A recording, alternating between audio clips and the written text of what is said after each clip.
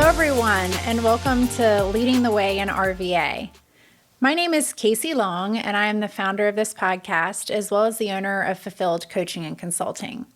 The purpose of Leading the Way in RVA is twofold. First and foremost, to introduce you to inspirational leaders here in our community. And second, to give you some simple tactical tips that you can take away in order to continue to develop yourself as a leader. So we're going to take the first half of this episode today to get to know our inspirational leader that's been nominated to us by Jenny Ball from Keva. And then we'll go into a leadership topic. And then we'll always end the sessions with our guest nominating potential future guests for the podcast. So without further ado, I'd love to take a moment and introduce you to our guest. If you, like me, spend any time in Richmond going in and out of grocery stores, you more than likely are familiar with this guest product.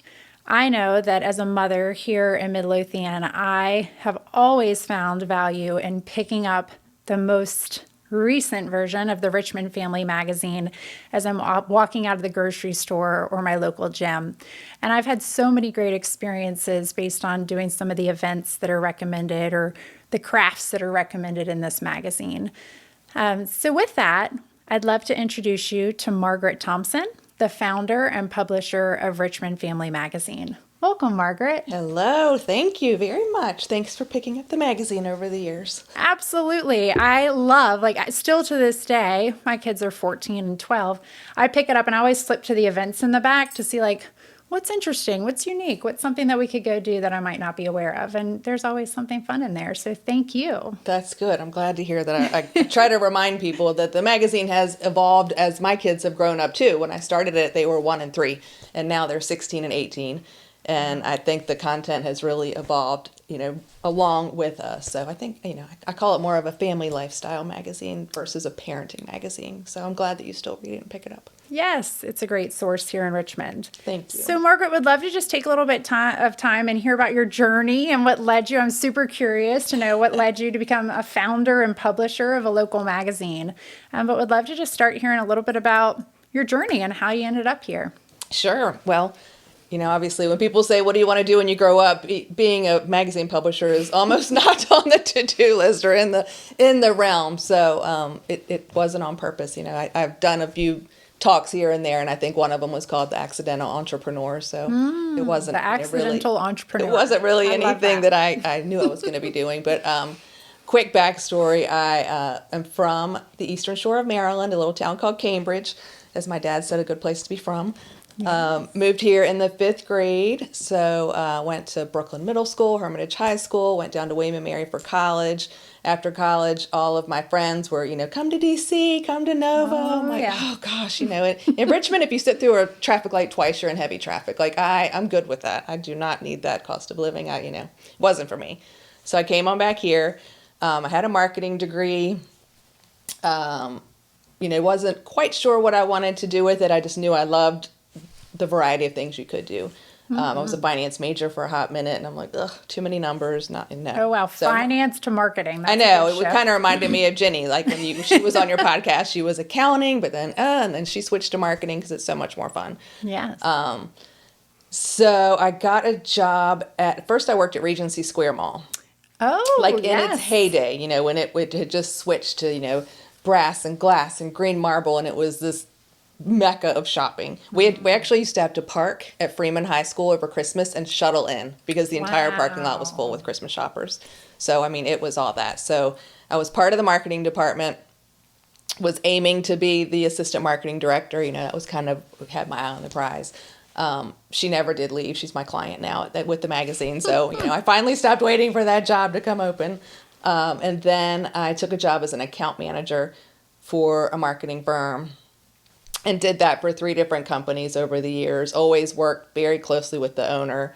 They actually ended up all 3 being neighbors. So I had to go to my boss and say, "Oh, I'm leaving. I'm going to work for your neighbor, Christy." And then I'm like, "Oh, I'm going to work for your neighbor, Tom." So always worked very closely with the owners of small companies, and I didn't really know that I was picking up anything from them. I knew I learned a lot, but I didn't really realize that I was on the path to entrepreneurship by having those close relationships and really seeing how they run their businesses. And, as it turns out, I guess I picked up a thing or two. So Yeah. So you weren't like, my goal is to be an entrepreneur, but you were working Right. for these different leaders, all neighbors, which I think is hilarious. I know it was. And we're picking up different skill sets along the way. Yeah, I mean, it was sort of who knew. So I was at a company called Market Share for, was it 9 or 10 years? It was a long time. Very, very small company, worked directly with owners. We did a lot of, direct mail, direct marketing, collateral, like, bank posters or brochures, direct mail for companies like Nextel back in the day, and Blockbuster Video, You keep taking me back. I know. Regency Square. Right, no, Regency Square, Blockbuster. Nextel, all the things. Yeah. Yeah. So I was there when I had my kids, and they were 1 and 3 at the time. And the account manager that we brought in to fill in for me on maternity leave, she had been with a Martin agency, and she was there, and she used to bring in a magazine and put it on my desk. And she'd say, oh, my neighbors do this magazine. You can pick it up at U-Crops. And I'd flip through it, and it was a good magazine, and I didn't think too much of it. And then she came in one day and said, oh, the owner pulled the plug on that magazine. It was really my neighbor's bread and butter. Can they come in and show us their portfolio to try to pick up some freelance creative, design work and writing? And, I said, sure. And they came in, and we just totally hit it off. They were clearly very passionate about the magazine. But they just didn't have the, wherewithal to keep it going. The owner had just never been able to get the sales part off the ground. So he was, going back to his commercial real estate business and was just going to, let that go. And I just kind of kept thinking about it. I'm like, well, my kids are 1 and 3. I'd love to have a resource like that, something that I could flip through, look, like you said, crafts or recipes, events, Yeah. learn about some interesting Richmonders, travel, just whatever. And then in the meantime, that owner had, signed over any rights to this, couple who had worked on it and come into my agency. So, he's like, you guys can do whatever you want with it. So I'm like, maybe, should we do something? And I've always just kind of been, in account management, you kind of, put all the pieces of a puzzle together and get a finished product out the door. Yeah. And I'm like, well, I've got the guy to make it look good and the gal to make it sound good. And I was kind of, asking around about how to get it distributed and how to get it printed. We worked with a lot of printers at the agency, and I had a guy who I was Facebook friends, a high school friend who was selling for Style Weekly at the time. Oh, yeah. And I brought him in just to kind of pick his brain and, what's the environment like out there? And he said, oh, well, there's, nowhere to get in front of the mom market, and businesses really want to talk to moms because at the end of the day, we know that moms make all the financial decisions in the household, even if, the dads don't want to admit it. But, they really in a lot of ways control the wallet. So there wasn't really anywhere to get in front of the mom market. So he comes in with, all these leads, and he was ready to go and be my salesperson. So I'm like, all right, well, we kind of have all the pieces in place. are falling in place. Yeah, so we struggled with the name a tiny bit because, I didn't want it to be confused with Richmond Magazine. Didn't want people to think it was a part of Richmond Magazine. But at the end of the day, I'm like, this is the family magazine in Richmond. This, it is what it is. So let's call it what it is. So off we went. Richmond Family Magazine. We incorporated it August 1st of 2009. The first issue came out in October of 2009. Wow. Yeah, so we just celebrated our 15th anniversary. So, like I said, my kids were 1 and 3. So I always say that this is my third baby.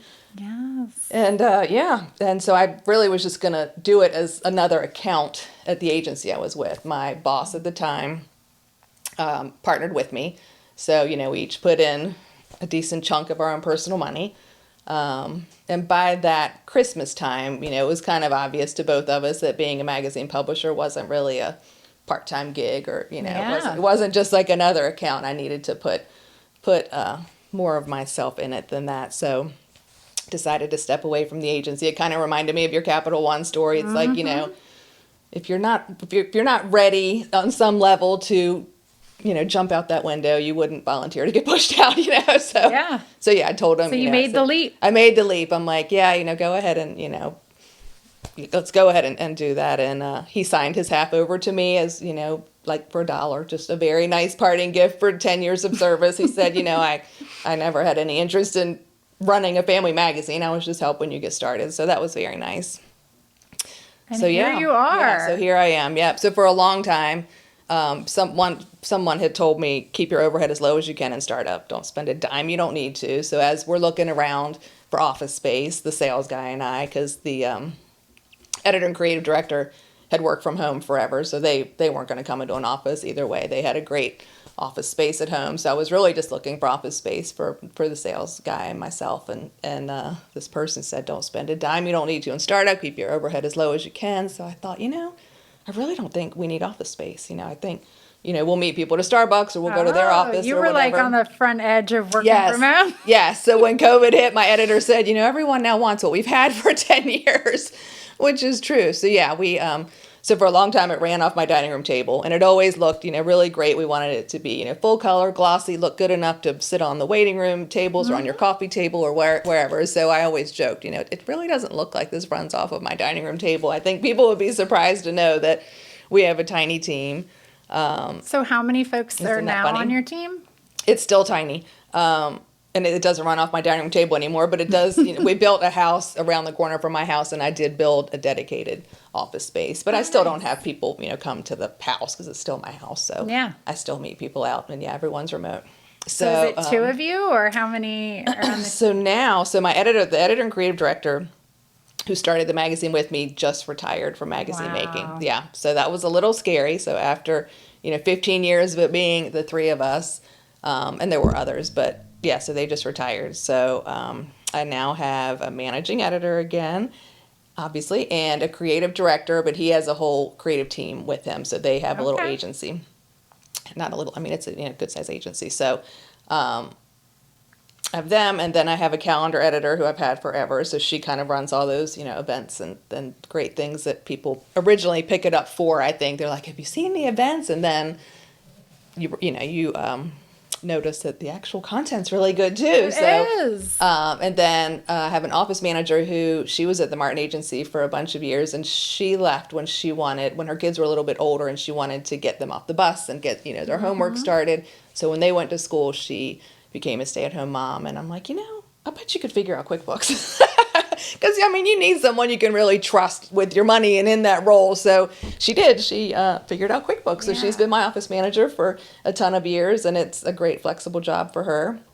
The theme that I'm hearing, Margaret, is like you said, it came from account management, but you kind of see different people and their different talents, and then say, how can we all work together to solve a need or do something? 100%. It led you to be an entrepreneur, even though you weren't expecting it. Yes. I exercised with the gal who was like, gosh, I really don't want to teach preschool anymore, but I love kids. I love crafts. I'm like, well, you should be my events person and go out and, work the table at all these kids clubs and events. And so she's done that for a bunch of years now. And then I have my little delivery team, and they literally are my friends' mothers or, just different people who I've met that have time to go around, and I literally pay them $3 a stop to go and put, 20 in the daycare and 5 in the waiting room at the dentist office, and, different people who have requested that they have the magazine available for their customers or guests or patients or students or whatever over the years. So I love that. It's like my team. Scrappy, it's scrappy and it's fabulous. It's a fabulous product. It has been scrappy for now in our 16th year. Yeah. I love it. Yeah. All right. Well, thank you so much for sharing your journey. Like I said, I love the theme of you find different people with unique talents and bring them together to solve a need. And then here we have this Richmond Family Magazine going 15 plus years now that I know I find so much value in, and it sounds like others do too. So thank you. Thank you. So I asked you to think of a leadership topic, either something that you're dealing with or something that's just you're passionate about. So I'd love to hear what you're bringing to the table today. What we kind of just touched on it, and we led into it, which was empowerment. I think that since day one, I have just found people who are really good at their thing, and I've gotten out of the way and let them do it. So when I got nominated for a leadership podcast, I'm kind of like, oh, am I a leader? I don't know that I'm a leader, because I think I lead by letting people do their own thing. I lead by being a little more, not hands off. I would say, based on what I've heard about you, you are the epitome of a leader. A leader is someone that brings people together around a common purpose to drive something forward. And that's what we've seen in your story today. What came up for me as you shared empowerment is, there's leading at work and then there's also leading at home. And you touch on that so much with your magazine.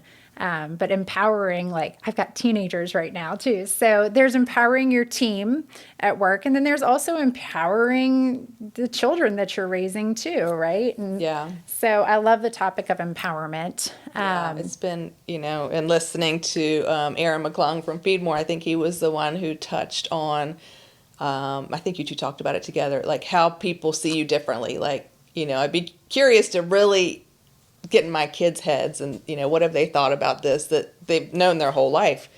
Like, I don't know what they think about what mom does and how it may end up inspiring them. My son, who's now 18, he has sort of been a little business man since he was in like the 5th grade, back when like Nike was doing the shoe drops, and I don't know if you know anything about it, but you can buy and resell shoes. It's kind of cooled off now, but he just did a ton of research and he got really into that for a long time. And now he has his own clothing brand. He bought himself a sewing machine. He learned how to sew. He learned how to screen print. He's in the art school at BCU now. He has a website and he's, has to come home and screen print things and ship them, and he's selling them to a store in Lakeside. And I'm like, so he's been empowered to do what, I don't know. I don't know if he picked anything up from me or not, but anyway, it sounds like he did. I don't know, but I love that. But it's just been, it just makes sense to me. I mean, I could micromanage all day long, but I don't have the energy or it sounds exhausting, but my team has always just known exactly what to do. The editor, Karen, who started the magazine with me, she, knew what people were going to want to read in this magazine. We knew we wanted to touch on a bunch of different topics. People have pitched topics to us over the years, things that I didn't really, I didn't have on my radar. A family lawyer came to us once and said, what about a legal department where, you get into all sorts of things, whether it's custody or when you have a child over for a play date, what your, responsibilities could be, or, just neat topics. A financial person came to us and said, what about a family finances department where we get into some money? What I'm hearing there is like, through empowerment, you get more ideas. Like your theme that you're saying there's like, what about? Like people are bringing you ideas. Yeah. I'm curious, like, what do you think has allowed you to be able to really just empower people rather than micromanage? Like, what are some of the foundational things that allow you to do that? I mean, I'm sure, a lot of it came from those, 3 bosses, the neighbors that I had who empowered me to, just get out and do what needed to be done for their company. And I mean, I think at the end of the day, you have to realize that you don't know it all. You don't have the time to learn it all. There's I would love, over the years, I would have loved to have learned a little bit about graphic design and how to be able to go in and, edit some things myself or design some things myself. I would love to have written some feature articles. But at the end of the day, there are people who do that for a living who are a lot better at it than I am. So I should get out of the way and let them do it. And, bring and that's what's allowed you to be a successful entrepreneur, is you've realized, like, I can't do it all. Like, you would be exhausted if you were delivering all those magazines. And I did. I mean, for the longest time, it was me, that had the table at the events, and me who was delivering the magazines, and me who was going to the bank and the post office. And just slowly, I've been able to add people to the team. And, they're all just part-timers. I still, to this day, 15, 16 years later, haven't gotten it to a point where I feel like I could have like a full-time employee. I really need an account manager as a salesperson. We don't have benefits and 401ks You're and all scrappy. that. You're pulling everybody together. We are still very scrappy, yeah. But I mean, a lot of print publications have gone away in these last 15, 16 years. We've had different people in the parenting space who I'm like, oh, is that going to be a big, competitor? Do I need to, worry about that? And, there's always some, new thing coming along, but a lot of them have come and gone in this time. And so, I I don't know, somehow or another, I guess we must You've be made it doing work. something right. Yeah. We're making it work. And it still goes down to keeping that overhead low, always watching the, watching the expenses. But that being said, I definitely am not a typical entrepreneur in that I never, to this day, I've never had a business plan. I've never, put put anything down on paper. I don't know. People are like, what are your goals? What is your 5-year plan? I've just never, I don't know. I've never been like that. It's just kind of Sounds like oh, you could use a let's coach. see. That's I what I know, do. Is I I help should. people set their goals. Exactly, And I if should. that's something you seem to be doing it quite well. Done a decent amount of winging it and trust in your gut. There's a lot of trust in your gut. Yeah. Not when my editor and creative director were, told me they were retiring and they gave me lots of notice. They said, we're going to do the next 2 issues. We have 4 months, plenty of time. And I was telling a friend who's been in the corporate world forever and the big local companies, and she's like, oh gosh, you have to, to cast a far and wide net. You have to really, do a lot of research to figure out, who your next team's going to be. And I'm like, yeah, I think I'm one and done. I think I know exactly who I wanted to be. It's someone who told me 10 years ago, I have a lot of great ideas for your magazine. I do these other magazines. If you ever need any help, let me know. And he was just kind of always, in my back pocket, chasing St. Peter. And it was, one call and a couple of meetings, and we're like, let's do this. So a lot of it comes down to what, trust in your gut, what you take the time to do. Yeah. And I think trust is probably what's allowed you to empower people. So you find people that you can trust that are the right people for the job. Yes. And then you say, go get it done. Go get it done. And it allows you to not be running yourself down trying to do everything. I always use with a lot of my clients the analogy of like the orchestra director. Yeah. And I'm like, there's the orchestra director that's up there going like this, and then you don't see them running down and playing the flute and running over here and playing the tuba and then running over here and playing the violin. That's good. Yeah. And I'm like, and there's no way they could know how to play all those instruments. Like, the brain capacity it would take to do that would be exhausting. So it sounds like you have learned how to hire the right folks to play the orchestra, and you are able to kind of like stand up there and say, all right. Yeah. Yeah. Thank That's goodness. a beautiful leadership capability. You are a leader, my lady. You are a leader. Thank you. I would say that I probably do need to work on not being so self-deprecating and to work on my my self-esteem a little. But yeah, I mean, it's, I think it's important to stay humble too. And I mean, all through the years, like to this day, whenever I'm at a networking thing or a, luncheon or whatever, when people don't really know me, they'll see my name tag and they're like, oh, Richmond Family Magazine, what do you do for them? Always. So, I'm like, well, then I'm like, well, I started it, I found, they're like, oh, yeah. So I think people, I don't know. I always kind of wonder, like, why are people surprised? I think it's, I don't know, is it because I'm a woman? Because so many business owners are men. I think, I'm not rich. I don't look the part necessarily. I'm not always like styled head to toe. I don't know. I'm definitely, authentic. You get what you get, and I don't put on a lot of airs. I don't know. I've always kind of wondered what it is. And maybe it's just an obvious question. Like maybe people think it's a bigger corporate entity or we're part of, something else. I don't know what it is, but I always think it's a little funny. I love your authenticity. And I love, this is very real. And this podcast is all about leadership. And I think people think leader and they think someone that's so put together. And, I love the fact that you're scrappy. I love the fact that you empower people. I love your just honesty around this is just bringing whatever I can bring together. It fell in my lap. And I think that's such an important message for all of our listeners out there. So good. Thank you for sharing your story. You're welcome. Like I said, when I came in, today was my day to get up and get dressed and put on makeup. And yesterday was my day that I spent the entire day in my pajama pants, no makeup, working from my desk. And, I do hope that anyone, moms and business people or people who think they might be wanting to get back into business after raising kids, there's lots of different ways to go about doing it. And you have to do what is right for you and what works for you and your family and your situation. And trust your gut. Trust your gut, yeah. But definitely, in the post-COVID times, there are lots more opportunities for people to not have to go into an office 5 days a week. And, I definitely wanted to keep that flexibility after I had my kids.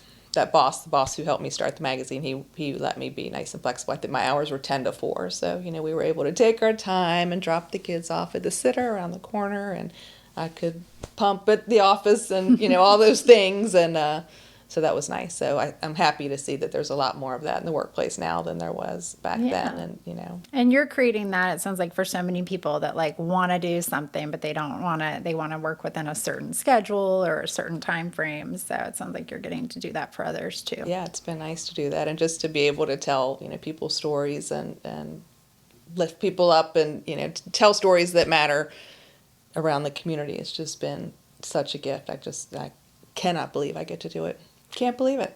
I know. It's crazy. Love it. It's crazy. Passionate, authentic leader. Yeah, So. it's been fun. These couple issues that we're doing now, in the transition from the old editor to the new editor, I've gotten to kind of pitch some of my stories to our new editor, Christine, who's doing a fabulous job. But it's, some things that I've been passionate about. So it's been nice. These have been fun ones. And I'm like, I want to talk about John Lugville before he retires. He made this huge impact on Richmond, a monumental impact. Wanted to get that out there before the 10K coming up, and wanted to talk. This issue also talks about Goodwill of Central Virginia, because I got to tour Goodwill. I'm a huge thrifter. My whole family is. And I got to tour Goodwill recently, and that tour just blew me away. And I'm like, I want Richmond to know how much good they're doing. You always see the posts like, where can I donate my items other than Goodwill? So trying to dispel the myth that it's just this big retail machine now. And so that's in this issue. And so it's been fun to be able to tell lots of stories from around the area. I love that. Well, thank you for highlighting so many different stories. That's my goal too, is to highlight great leaders. So I'm so thankful for this opportunity. Yeah. Where are some of the key places people can find Richmond Family Magazine? Well, you can subscribe. I have never pushed that out too much, but I probably should push it out more. Yeah, it's super cheap too. It's like $10 a year if you subscribe for 3 years. So you can subscribe on our website, and then it comes straight to your house. It's in every Food Lion and Wawa from like Ashland to Petersburg, all over Central Virginia, or greater Richmond area. So right at the exits on those free racks where you think there's something good on those racks. Well, there's a couple good things on the racks, including Richmond Family. But then we put it in about 850 places. So either people who have asked for it over the years, they're like in the JCC sends it home in all the preschool backpacks, and there are a couple schools who send it home with every family. But then daycares and doctors' offices and gyms and just coffee shops. People say when they come up to us at events, they're like, "Oh my gosh, I see this magazine everywhere." And in lieu of having a sales staff, I figure you put out a good product and you put it in a lot of places, and eventually someone that has a marketing budget who wants to talk to families might pick it up and be like, "Oh, well, this is good. I might want to buy an ad in this." So that has worked out well for me, and we've managed to keep our advertisers happy. I definitely never aspired to be a salesperson. Like, that was not in my plans at all. But when you own a magazine, or when you own a business, no one can speak to the business as well as you can. Yeah. And you have to be that salesperson that shows the value and gets it paid for. So there are people, when I just spoke to a career day at an elementary school, it was like 3rd, 4th graders. They're like, "Well, how do you make any money?" I'm like, "Well, do you see this ad on the back of this magazine? Like, do you think, the magazine ends up face up, back up on a waiting room table? That might be some value if you see that." So that's how the magazine pays for itself, is just through income. advertising. Yeah, so that is a necessary evil, I guess, is that I have to go out and be a salesperson. Yeah, but it's you're helping promote local businesses. Yeah, so yeah, I love it's that. super fun to do. And if you put out a good enough product, in a way, it sells itself. Thank God. Thank God, yes. Yeah. All right. Well, who knew you could subscribe? That is new news to me. I love that. And I think, like the grocery stores, and remember when ACAC, I used to take the kids to all the time, and that's where I would always get my copies. So. And we have an email now that we send out every week, so you can subscribe to our e-news, and that has links to events for the weekend and we have really good giveaways, like amazing giveaways. So that has links to all the giveaways and some new articles that are just on our website. And then, obviously all the social media feeds now. Again, 16 years ago, I didn't think I'd also have to, deal with our managing our Instagram account and our Facebook account and our LinkedIn account and our, that's a whole nother layer to business ownership on top of the day-to-day. So it's you were scrappy and have found ways to make it happen. Yeah, but it's fun that there's so many ways to stay in touch with people now. So the magazine started off monthly, and now we put out 6 issues a year. So I feel like now that we have the email and the social media and the website, 6 print issues is perfect. Parents are busy, families are busy. It might take them 2 months to get through one issue, and then by then the new one's coming out. So I love that we have 6 print and all the other ways to other ways you're connecting. Well, thank you for all that you do. And as we shared at the end of each episode, we take time for you to share leaders around the community that inspire you, all in the hopes that they might be future guests. So we'd love to just take a moment and hear from you. Who are some of the leaders that came to mind when I asked who inspires you? It's crazy how many people, obviously over the course of doing this for 15 years, I've met so many people, and I can't even believe how many people I actually know in person that, just whatever, marketing directors and heads of the museums and nonprofits and really cool businesses. And it's crazy to me that I met so many people. So if you need more ideas ever, just let me know. Good to know. I know. So I decided to start. There's one who I think is obvious, and I wanted to do women specifically, and women who are in traditionally male roles. Nice. Mm-hmm. So obviously the first one that I'm sure you'll get this nomination a lot, I'll bet, is Lori Warren. Lori Warren. Yeah, and she is the first ever female president of the Richmond Raceway. Whoa. Yeah. Cool. So she is just super cool. She's from Hanover County. As it turns out, I didn't know this at the time, but she was one of the first classes at Atlee High School. And we live out that way. And so she said she got to help pick the colors and the mascot and all this stuff early on at Atlee. So that's a cool little backstory about Lori. But she was my counterpart at Style Weekly when I first started the magazine. So she was a publisher of Style Weekly. I never really knew her in person. I just, saw her name on the masthead. I'm like, wonder, what she's like or whatever. But I never knew her. Then she went to Virginia Business magazine. And then she got tapped as the president of Richmond Raceway. Yeah. So now I've gotten to know her pretty well. And we had her on the cover of the magazine and told her story. And it's a very cool story. So I think I read that. Yeah, it's really cool. Yeah, her husband grew up a huge NASCAR fan, and her grandfather lived near the raceway, and she used to go over and help him park cars, like she would, when she was little, and now she's the leader, and she is so cool. So she'd be good. That's great. Thank you. Second one, I kind of have 3, but this one I don't know if you'll be able to get her in because it's Catherine Wench. Oh, and I know Catherine. I know her husband Richard better, but I know Catherine, yeah. So Catherine was at the Martin Agency for a bunch of years, and she started an agency called the Mom Complex. Yep.